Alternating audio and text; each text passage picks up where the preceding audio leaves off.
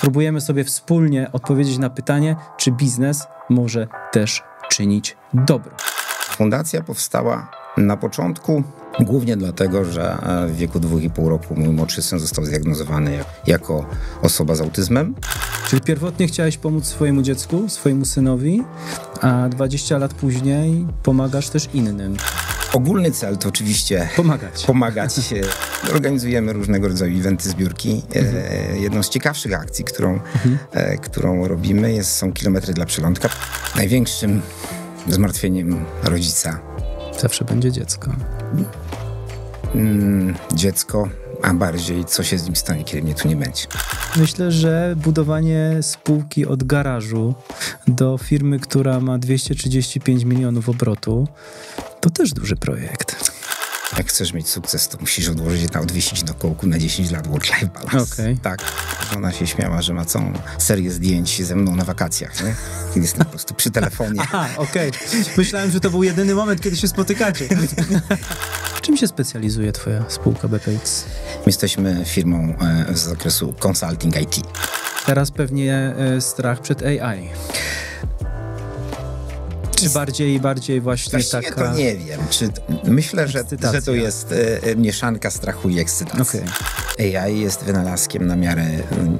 Nie wiem, czy w ogóle był w historii cywilizacji większy wynalazek niż to. No, właściwie tylko z tym to porównują. Okej. AI psycholog. Taki. Jeszcze początkujący.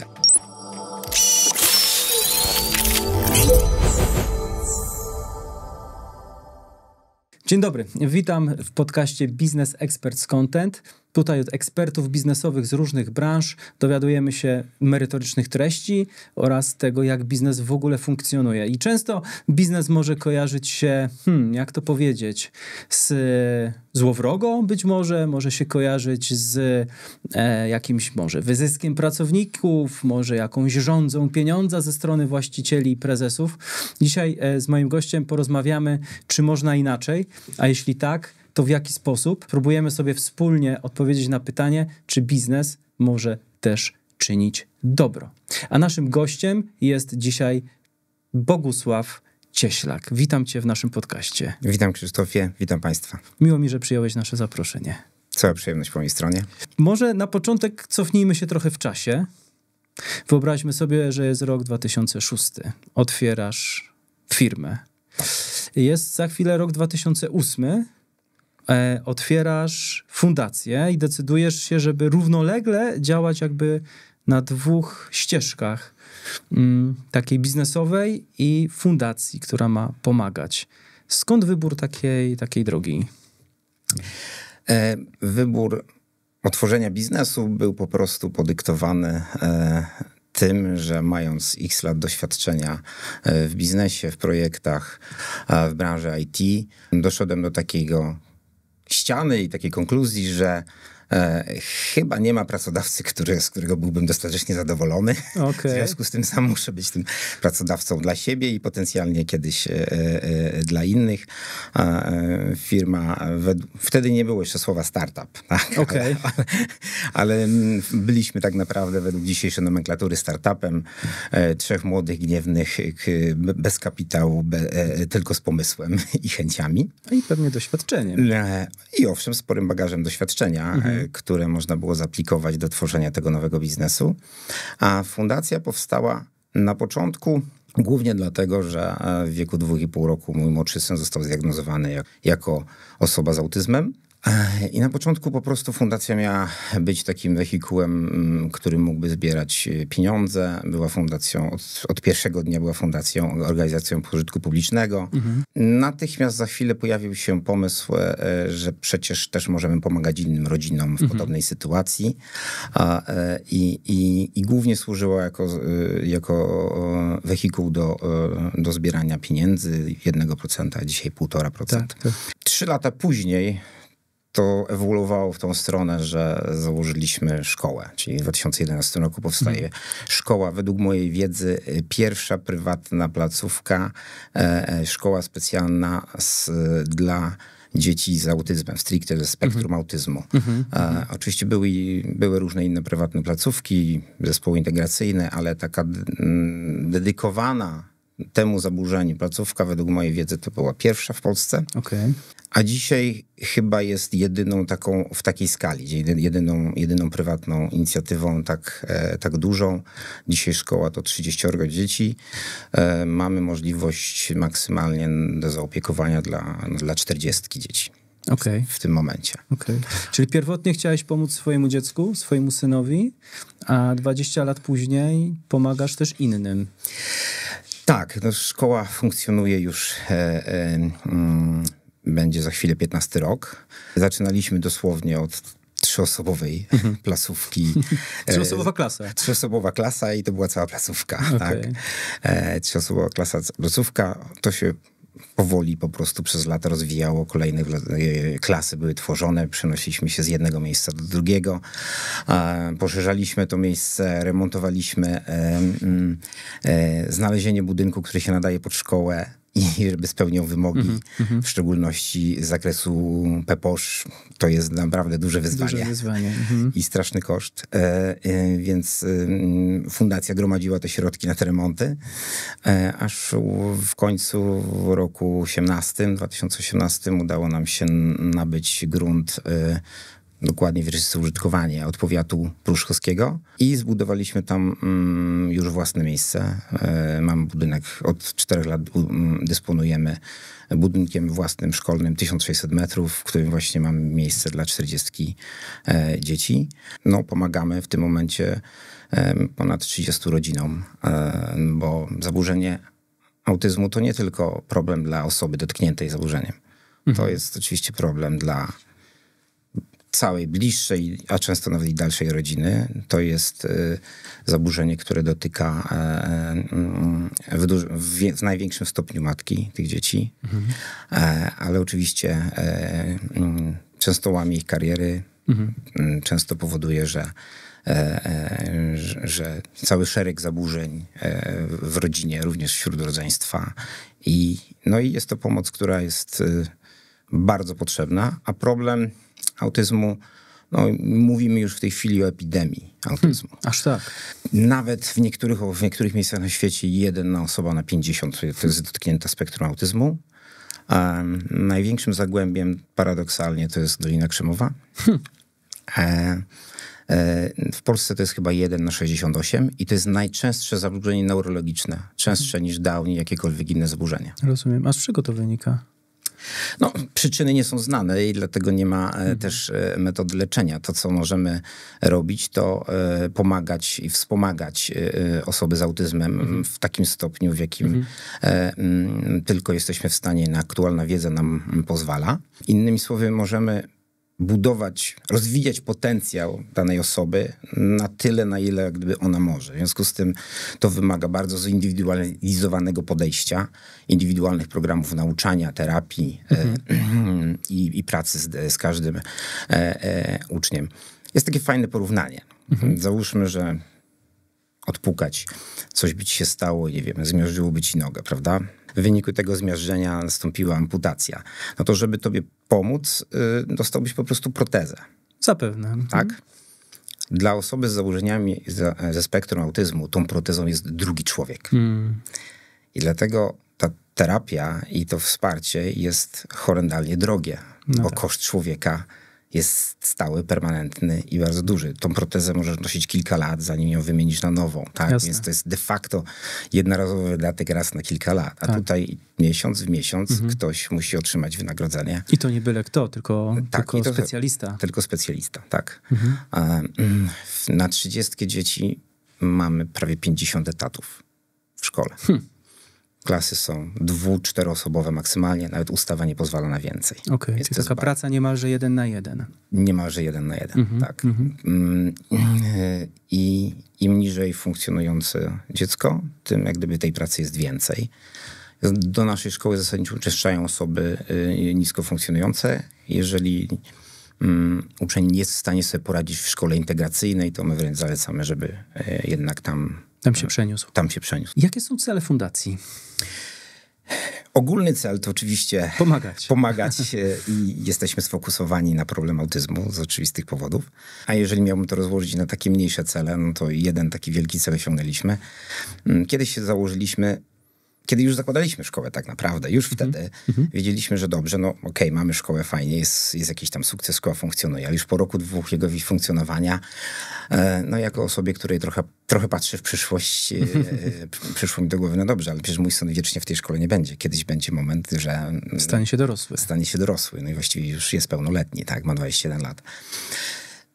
Za 3 lata kończy się w ogóle jego możliwości funkcjonowania w szkole, w systemie szkolnym, bo system szkolny w Polsce 24 lata i koniec, dłużej nie może to trwać. Więc wtedy stwierdziliśmy, że chcemy się zajmować autystami od 3 do 99, albo 3 do 100 powiedzmy, tak? Czyli od 3 roku życia do 100. Dlaczego 3 roku życia? Bo przed 2 rokiem życia nie da za bardzo się zdiagnozować autyzmu, tak? W związku z tym zwykle to jest w okolicach 3 roku można tą diagnozę postawić. No i chcielibyśmy się zajmować takimi osobami już w zasadzie przez całe ich życie. Przez całe ich życie. W związku z tym potrzebne były nam kolejne etapy. Więc w tym budynku, w którym mamy szkołę podstawową, część mamy wydzieloną na szkołę przysposоблenia zawodowego i ona już funkcjonuje. No kolejnym etapem jest coś, co się nazywa dom na zawsze. To nazywam dom na zawsze. To w literaturze czy w mediach można spotkać takie nazewnictwo fachowe jak centra opiekuńczo-mieszkaniowe albo mieszkalnictwo wspomagane. Czyli generalnie jest to dom, to jest taki dom dla 12 autystów, którzy tam będą funkcjonować pod nadzorem i ze wspomaganiem osób, opiekunów. Tak, po prostu. I tam będą mogli żyć, funkcjonować, chodzić do pracy. Trochę jak taka mała rodzina. Tak mała rodzina. To będą osoby, żadna z tych osób własnej rodziny nie założy. No tak. W związku z tym i jest to dom dla osób, które nie są i nigdy samodzielne nie będą. Tak? No i ten dom budujemy już od 2 lat. Jest w tej chwili w stanie surowym, zamkniętym, brakuje nam posadzki. I przejdziemy do etapu wyposażania i wykańczania budynku i siebie. Niestety często to idzie w parze. Każdy, kto budował dom, to wie, z czym to się wiąże, że to słowo wykańczanie ma można je dwojako rozumieć. Można je dwojako rozumieć, ma podwójne znaczenie. I organizujemy różnego rodzaju eventy, zbiórki. Jedną z ciekawszych akcji, którą robimy, są kilometry dla przylądka przez cały maj.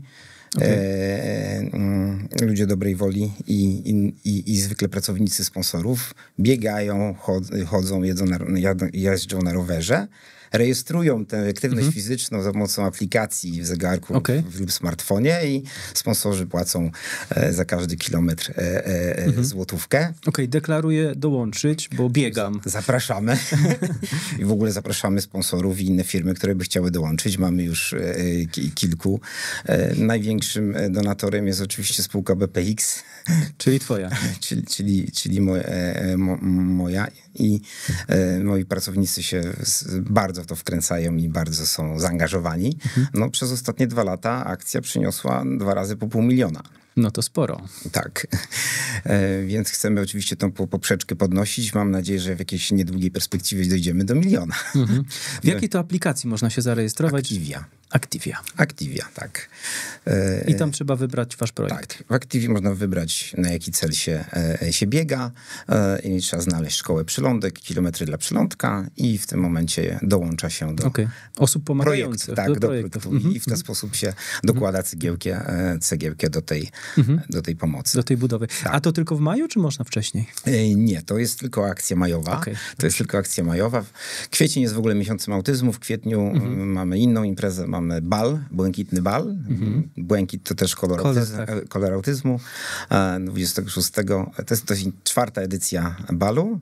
Ciekawa inicjatywa, bo bal odbywa się w Centrum Handlowym Nowa Stacja w Pruszkowie. Korytarze centrum handlowego w ciągu dosłownie 3-4 godzin zmieniają się w salę balową, i ostatni bal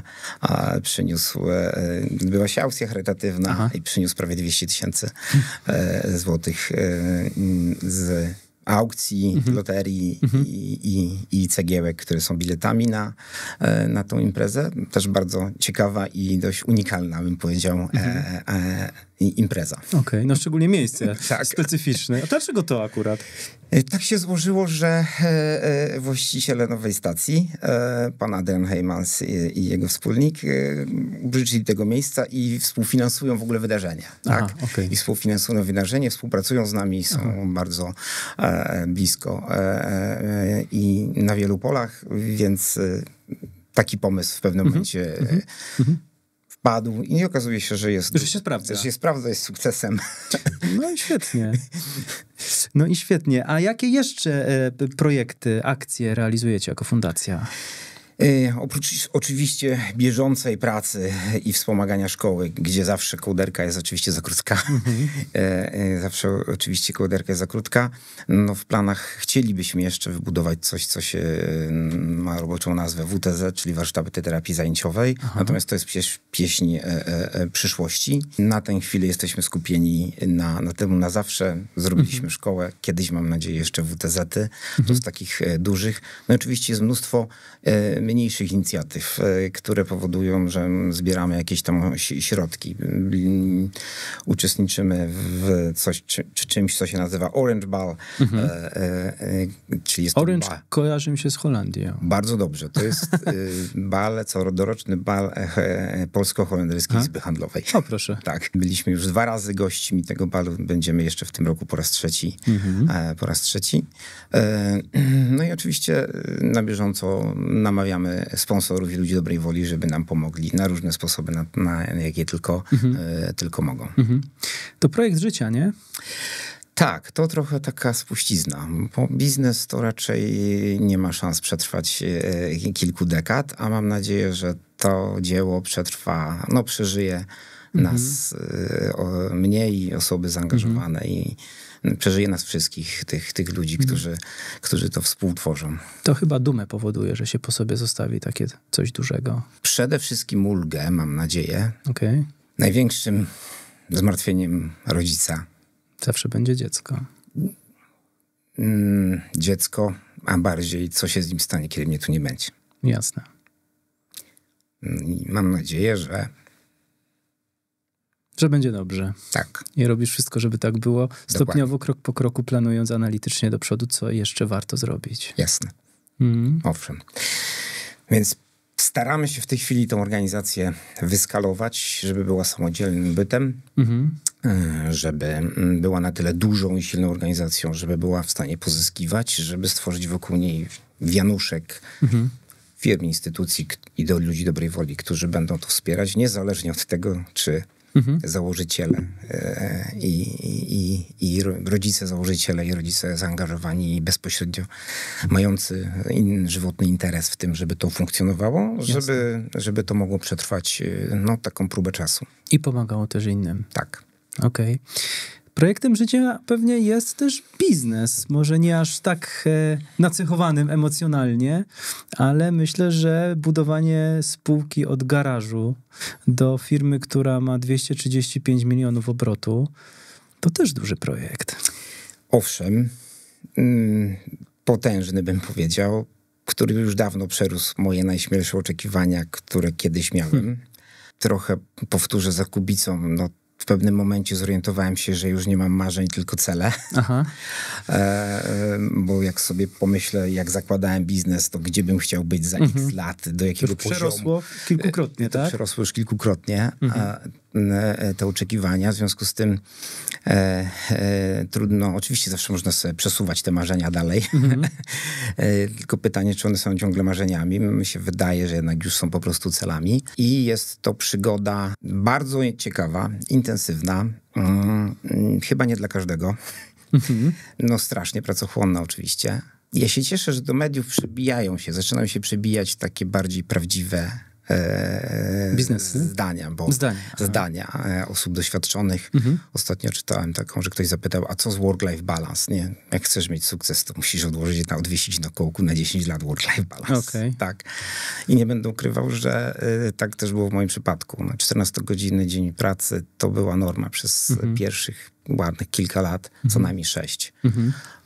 6 lat. Ja jeszcze od 2006 roku do 2018 roku byłem cały czas czynnym konsultantem. Aha. I jednocześnie prezes. I jednocześnie prezes. I oczywiście fundacja jeszcze. I jeszcze fundacja. Tak. To snu pewnie tak ze 3-4 godziny na dobę. No może nie aż tak źle. Okay. Miałem... Kiedy byłem młodszy, organizm dawał radę funkcjonować w tygodniu na bardzo niskich dawkach snu i byłem w stanie to odespać w weekend. Już ten czas już minęły. Już się nie da tego robić w moim wieku. Nie da się nadrobić. I regularny sen jest jednak absolutnie konieczny, ale tak, żona się śmiała, że ma całą serię zdjęć ze mną na wakacjach, nie? Kiedy jestem po prostu przy telefonie. Aha, okej. Myślałem, że to był jedyny moment, kiedy się spotykacie. Nie. Ma całą serię, takiego się śmieje, po prostu do znajomych pokazuje. O, to mój mąż na wakacjach. Odpoczywa. Cały czas z telefonem przy uchu i załatwia jakieś sprawy, załatwia jakieś biznesy. Czyli charuwa. Tak. Nie polecasz? Nie powiem, że nie polecam. Myślę, że to nie jest dla każdego. Po prostu.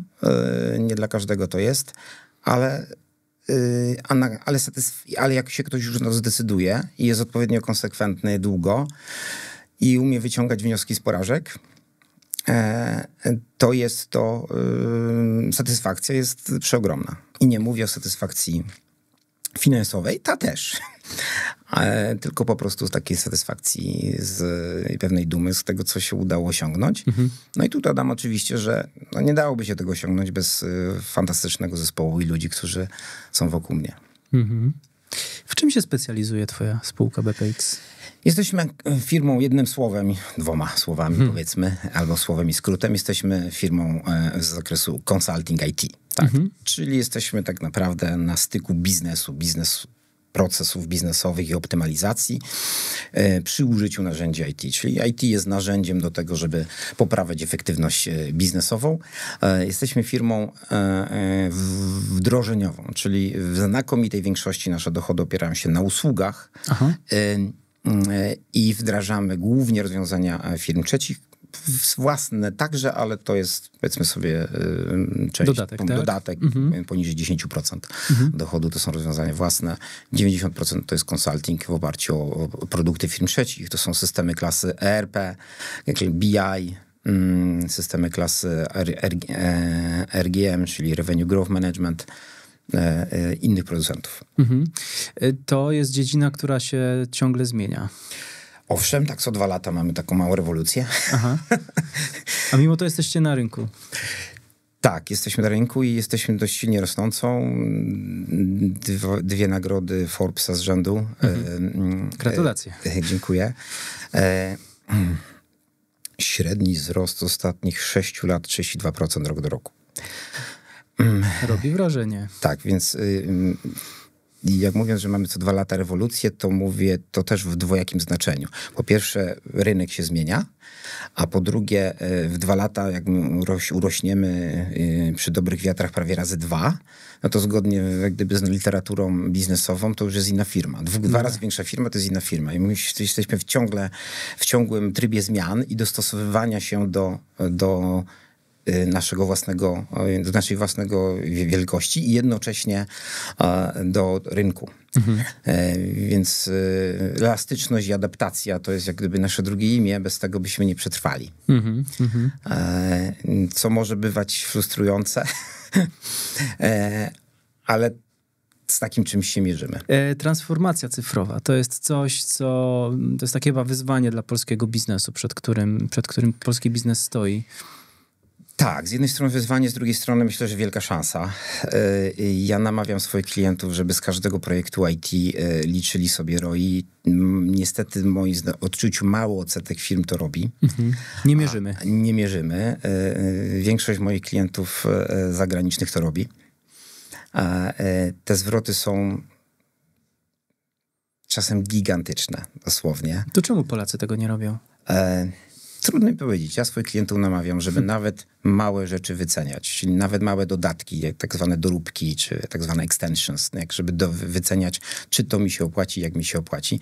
W większości, absolutnej większości przypadków, kiedy klienta namówimy, cyferki i Excel, który to pokazuje, są niesamowite. Ja podam przykład jednego projektu akurat klienta zagranicznego, gdzie postulowana stopa zwrotu, taka zakładana, miała wynieść 1200%. Ja jakby nie wierzyłem, jak to możliwe, nie? Klient jednak ma taką wewnętrzną procedurę, że pół roku po starcie takiego systemu oni sprawdzają, czy to się ziściło, czy faktycznie było te 1200%. No i sprawdzili. Sam osobiście uczestniczyłem w tym projekcie, 2-letni projekt. No i okazało się, że się pomylili. I ta stopa zwrotu była ponad 4000. O matko. 2-letni projekt za kilka milionów dolarów zwrócił się chyba w 8 tygodni. Aha. 8 milionów dolarów. Kilka milionów dolarów, 8 tygodni okay. czas zwrotu. Okay. Czyli całe te kilka milionów dolarów zwróciło się po uruchomieniu projektu właściwie po 2 miesiącach. A Polacy nadal nie liczą. A większość polskich firm nadal nie liczy. Wiele firm traktuje to jako koszt, tak? Bo się trzeba zaangażować, bo trzeba czas poświęcić. No, wydać na licencję. Bo trzeba zapłacić. No dlaczego ci konsultaci tacy drodzy, tak? I tak dalej. Za każdym razem, prawie za każdym razem, kiedy nam się udaje namówić klienta na to, żeby to policzył, na końcu pokazujemy, jaki jest koszt opóźniania decyzji o wdrożeniu. I zawsze wychodzi, że każdy miesiąc opóźnienia to jest jakiś tam koszt i to wychodzą naprawdę duże kwoty. Co więcej, no my mamy takie podejście, że jak ROI nie wychodzi, to mówimy, nie róbcie tego. Wręcz odwlekamy klienta, nie rób tego. I wierzymy, że jest tyle innych obszarów, w których klient może lepiej zainwestować swoje pieniądze, również w IT oczywiście, tak? Że jeżeli nie ma stopy zwrotu, oczekiwanej stopy zwrotu, to nie rób tego. To zostaw to tak, jak jest, tak? Nie potrzebujesz tego. Myślę też, że w wielu przypadkach, szczególnie w średnim biznesie, czasami brakuje tego ROI po prostu ze względu na skalę, tak? Czyli nie można strzelać do komara z armaty. No tak. Rozwiązanie jest duże, drogie, ciężkie. Przy odpowiedniej skali daje gigantyczne zwroty, przy małej skali może ich nie dawać. Więc też takie sytuacje mogą być, ale warto liczyć. No a dziś żyjemy w czasach, w których za chwilę, nie wiem, lodówki nie odpalimy bez smartfona, aplikacji, albo pralki. Albo do domu nie wejdziemy. Pralki, do domu nie wyjdziemy. Digitalizacja wkracza w każdą dziedzinę życia. Więc za chwilę będziemy mieli pralki z AI, więc... Jak byś zachęcił biznes polski do tego, żeby jednak do transformacji cyfrowej się uśmiechnęli, że tak powiem? Staramy się to robić tym, żeby właśnie pokazywać te korzyści. Na cyfrach. Bardzo konkretnie. Na cyfrach, tak, okay. tak. Myślę, że jednak biznes na koniec dnia potrzebuje po prostu cyfr. Nie trendów, mód, tylko jednak cyferek i staramy się tym ich zachęcać. Czasem są tak zwane też miękkie benefity, które się nie da mierzyć. Bywają, że one wręcz są decydujące. Natomiast też problem, który widzę, to też jest taki ludzki problem, szczególnie w większych firmach, że menadżer to jest człowiek, który ma inną awersję do ryzyka niż właściciel. No, ma inne interesy. Czasami rozbieżne z właścicielem. Czasami się, jeżeli management decyduje, obserwuję, to jest moje własne doświadczenie, jak management decyduje o tym, żeby coś uruchomić, wdrożyć i transformować, to zwykle robi to wtedy, kiedy już jest naprawdę bardzo źle. Czyli stałe rozwiązanie już w ogóle nie działa, nie funkcjonuje, kiedy właściwie jest zmuszony, tak? Kiedy już są bardzo duże straty w biznesie z tego powodu. Na przykład, nie? I de facto nie ma wyjścia, dlatego że lepsze jest wrogiem dobrego i odwrotnie. Czyli jak jest w miarę dobrze, to lepiej nie ruszać. Nawet jeżeli widzę, że mogło być lepiej, ale ta zmiana to zawsze jest zmiana, to zawsze jest jakieś ryzyko. No tak, to jest koszt. To jest koszt i ryzyko, a to co, jak się nie uda, nie wiem, wylecę z pracy, prawda, jak się nie uda, nie? A tak, nawet jak to nie działa, ale to mój poprzednik to wymyślił ten system, a nie ja. Prawda? Ja bym to zmienił, ale ja zostałem takie. Tak, dokładnie. Więc jest też oczywiście ten aspekt ludzki, który często ma znaczenie przy takich decyzjach. Natomiast my się staramy, tak jak mówię, pokazywać to na cyfrach. Czyli taki menadżer może się później wykazać przed właścicielem czy zarządem. Szefie, zaoszczędziłem 1200%. Taki jest nasz cel. Jak nasz czempion projektu awansuje dzięki nam, to jest dla nas jako firmy nobilitacja i zaszczyt. Okej. Z tego co wiem, to rozwiązania cloudowe stają się coraz bardziej popularne w Polsce. Czy to oznacza, że zaczęliśmy im ufać wreszcie? Po trosze tak. Jesteśmy w zupełnie innym miejscu niż Zachód. Był obserwowałem bardzo dużą opór. Strach, opór. Bo mi ukradną moje dane. Na przykład, bo mi ukradną moje dane. Albo się skasują i ich nie odzyska. Dokładnie. Widzę, że to się powoli zmienia. Sami jesteśmy autorem w tej chwili takiej transformacji cloudowej za kilkadziesiąt milionów u wielkiej grupie chemicznej. I największą taką ostoją właśnie tego non-cloud obszaru to była sfera public i firmy państwowe. Tam z góry założenia, że nie wolno. Nawet to się powoli w tej chwili zmienia, więc obserwujemy ten trend. Natomiast ja mam taką mam takie właściwie dwie rzeczy dla tych, którzy się clouda boją, tak? Którzy się clouda boją. Pierwsza, żeby się zastanawiali, czym jest Office 365, których chyba używamy wszyscy. No tak. Jest de facto rozwiązaniem cloudowym. Microsoft, jak plik nie jest osadzony na iDrive, to nawet autozapis nie działa, tak? Czyli właśnie szansa, że stracę plik jest jeszcze większa. Oprócz tego trzeba pamiętać, że Google, Microsoft, Amazon, ci giganci, każdy z nich po kilka miliardów rocznie inwestuje w bezpieczeństwo. Miliardów. Nie da się tego poziomu bezpieczeństwa uzyskać w lokalnej serwerowni. Okej, zawsze ktoś powie, ale u mnie w lokalnej serwerowni to mogę wyciągnąć wtyczkę, prawda, i wtyczkę z internetu i mam te dane, jak gdyby one przestają mi w tym momencie wyciekać. Wpływ, bo mogę coś zrobić, tak, jestem niezależny. Szczególnie w dzisiejszych czasach serwer odłączony od sieci jest po prostu bezużyteczny. A drugim takim ważnym elementem w cloudzie, który się zmienił niedawno, tak? Więc o ile ja te obawy jeszcze rozumiałem 3-4 lata temu, teraz dzisiaj zwykle jak zadaję to pytanie klientowi, to słyszę ciszę i jest koniec dyskusji o temat clouda. To jest takie, ale czy w niedalekiej przyszłości chciałbyś używać AI w swoim systemie i żeby cię wspomagał w swoim biznesie? No tak. To jak sobie wyobrażasz AI w twojej lokalnej serwerowni? No, moje własne AI sobie wymyślę pewnie. Ale AI wymaga mocy obliczeniowej, gigantycznej, która dzisiaj ekonomicznie, pod względem ekonomicznym, może w przyszłości się to zmieni, ale na dzień dzisiejszy ona wymaga dzielenia się pomiędzy, czyli mamy potężną farmę serwerów, która pracuje dla kilkudziesięciu firm, bo żadna z nich nie wykorzystuje jej w pełni w danym momencie. Nie? I dzięki temu mamy możliwość, że ja daję zapytanie w tej chwili, ta potężna machina pracuje przez kilka sekund dla mnie, za chwilę dla ciebie, a za chwilę dla jeszcze kogoś innego i dzięki temu to jest w ogóle ekonomicznie opłacalne. I dzisiaj nie mamy na ten moment możliwości, żeby mieć we własnej serwerowni taką moc obliczeniową, która pozwoli nam na funkcjonowanie. W związku z tym to jest dostępne tylko w chmurze w tej chwili i jeszcze myślę przez dekadę tak będzie. Mówisz, że strach do clouda się zmniejszył. Teraz pewnie strach przed AI. Czy bardziej właśnie właściwie taka... to nie wiem. Myślę, że to jest mieszanka strachu i ekscytacji. Tak? W ogóle w tym obszarze AI to jest na takim wczesnym etapie, że po prostu jest bardzo dużo takiego, bym powiedział, hałasu. Tak? Bardzo różnych głosów. Często autorytety mówią rzeczy sprzeczne ze sobą.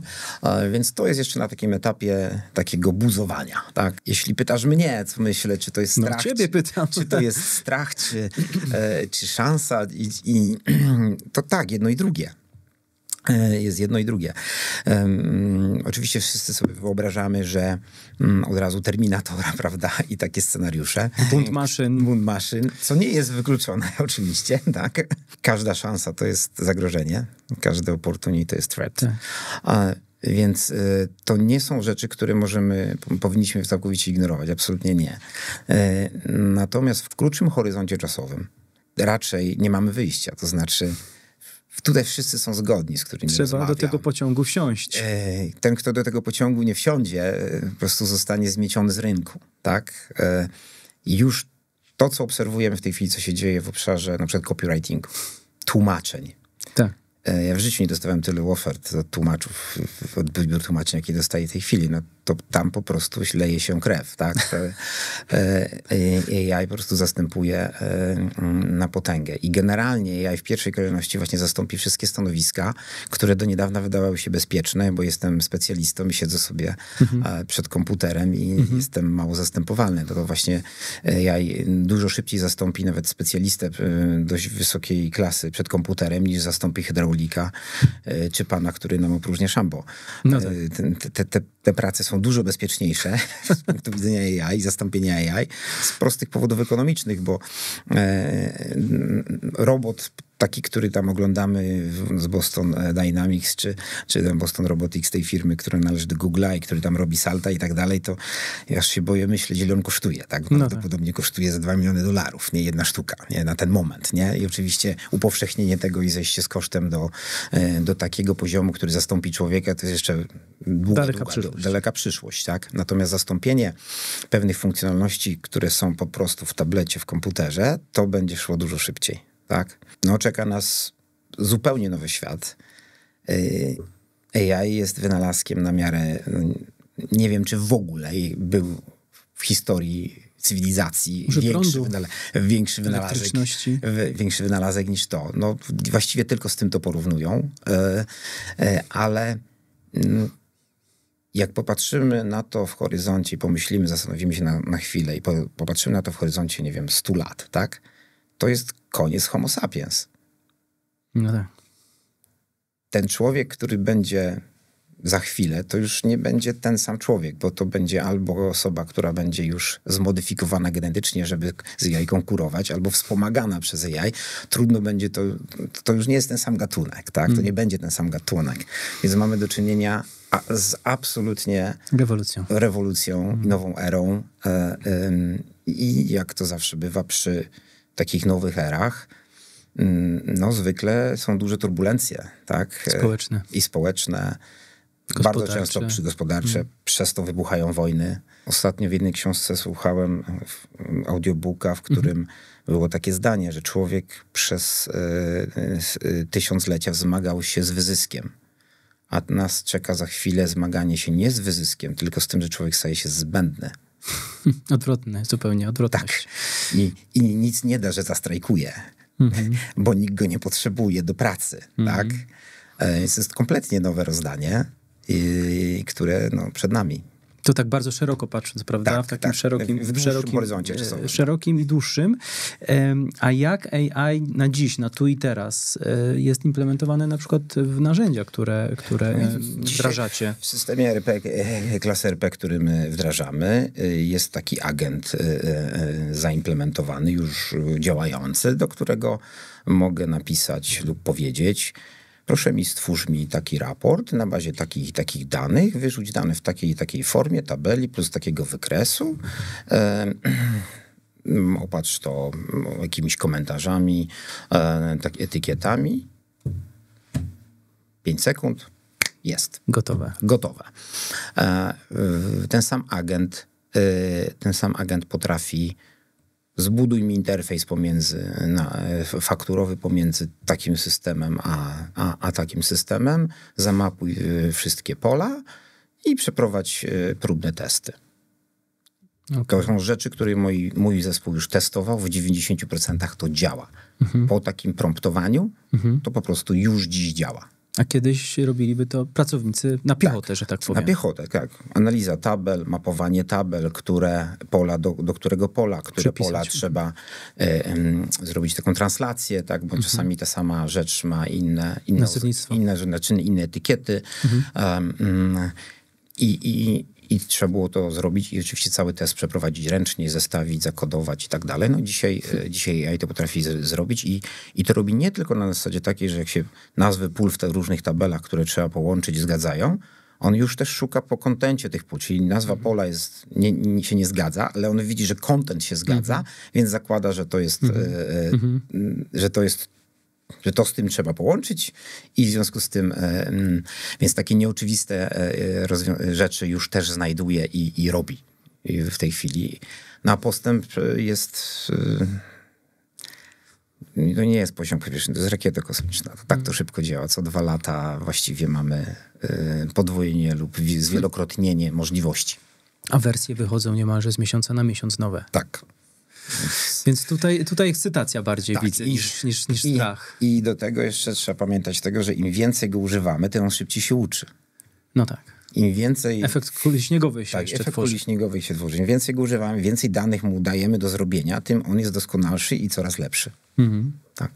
Bo też oczywiście polega na tym, że dzisiaj jeszcze jesteśmy też w fazie takiej, że ciągle to bardzo duży jest wpływ człowieka. I udział, prawda? Choćby w promptowaniu. W uczeniu, choćby w promptowaniu. Przykład tego wykresu. Zrobił ten wykres, prawda? A mówię, nie podoba mi się ten wykres, zmień go na taki i taki. To takie, szczególnie te dodatkowe, te korekty są bardzo cenne do nauki dla AI, tak? I więc już wie, czego się spodziewać przy kolejnym prompcie. Dokładnie. I co więcej, on potrafi już personalizować, że wie, że dla mnie to ja wolę takie, a ktoś inny będzie wolał inne i to coraz bardziej będzie spersonalizowane. Czytałem też ostatnio, że na przykład u nas już też jest to coraz bardziej modne, że jak się tam dzwoni infolinię, to się de facto gada z robotem, prawda? No niestety. I są już takie rozwiązania w języku angielskim, gdzie firmy z tego korzystają już produkcyjnie, czyli dzisiaj, że jest tam AI, który wyczuwa i rozczytuje po tonie głosu i czy jesteś twój charakter i emocje. Czy jesteś zdenerwowany, jakim jakby typem osobowością jesteś i w zależności od tego, jak cię rozpozna, czy jesteś awanturnikiem, czy jesteś osobą spokojną i w inny sposób prowadzi z tobą rozmowę. Okej.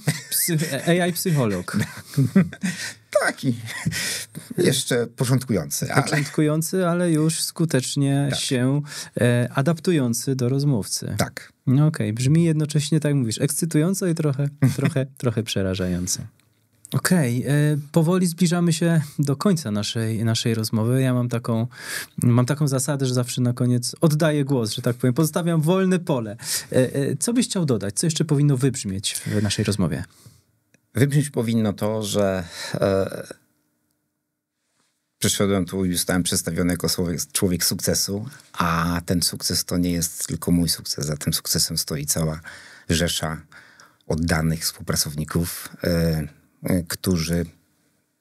niektórzy na bardzo wczesnym etapie zaufali mi, że warto jak gdyby ze mną pójść w swoją drogę, czy profesjonalną, czy właśnie tą fundacyjną. Mam to szczęście, że mam bardzo mocny zespół, który zarówno w fundacji, jak i w BPX, jak i w moich side biznesach, który jest oddany, lojalny, pracowity. Pewnie ktoś patrząc z zewnątrz powie, no dlatego, że w jakiś sposób coś we mnie zobaczyli, tak? Myślę, że zobaczyli we mnie jakiegoś lidera, jakiegoś człowieka z wizją, ale im się też i przede wszystkim mi się należą słowa uznania.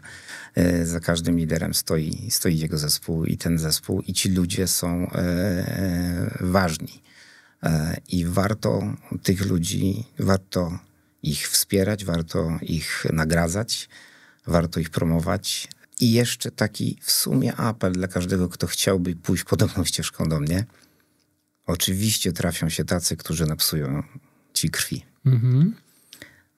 I przez takich można stracić nadzieję. Tą wizję można stracić chęć do właśnie nagradzania, że to nie warte, że ludzie się nie wstydzą. Zdarzą się niewdzięczni, zdarzą się ludzie trudni i można zatracić w sobie tą wiarę w ludzi. Tak? Nie warto tego robić. Nie warto ją zachować. No zło jest krzykliwe i głośne i bardziej widoczne, ale jak się spojrzy na to trzeźwo, statystycznie, to są pojedyncze procenty. Znakomita większość ludzi jest warta inwestowania w nich. To ciekawe. Drugi dzień z rzędu nagrywam podcasty z prezesem i drugi raz słyszę to samo. Warto ufać ludziom. Może coś w tym jest. Myślę, że jest w tym dużo prawdy, skoro już 2 osoby to powiedziały. Jak to powiedziałeś przed naszym nagraniem? No, taka stara zasada, takie porzekadło. Jak jeden ci powie, że jesteś osioł, to się nie przejmuj. Jak dwóch, to się zastanów. Jak trzech, to kupuj siodło. Można ją również w drugą stronę. Jeżeli jeden powiedział, to można się, to okej. Dwóch, to trzeba się nad tym poważnie zastanowić. Jeżeli jeszcze jeden przyjdzie, to znaczy, że tak jest. Okej, to jak się pojawi ten trzeci, to dam znać zarówno tobie, jak i Tomkowi, z którym rozmawiałem. Będę wdzięczny. Rozmawiałem wczoraj. Z tym przekazem zostańmy. Ufajmy sobie nawzajem, róbmy dobre rzeczy i wtedy będzie duży sukces, czy to biznesowo, czy w ramach pomagania innym. Dziękuję bardzo. Dzięki. Dziękuję Państwu. Dziękuję również. Zostańmy z tym mocnym, myślę, przekazem. Dzisiaj bardzo, bardzo mocny odcinek o tym, że człowiek tak naprawdę jest najważniejszy, wizja jest ważna i zaufanie pewnie do innych, ale również do siebie jest niezmiernie ważne. Tego życzę wszystkim naszym widzom. Zapraszam do komentowania dzisiejszego odcinka, lajkowania, udostępniania, jeśli wam się podobał. Już niedługo kolejne z cyklu Business Experts Content. Raz jeszcze dziękuję. Dziękuję bardzo. Do widzenia.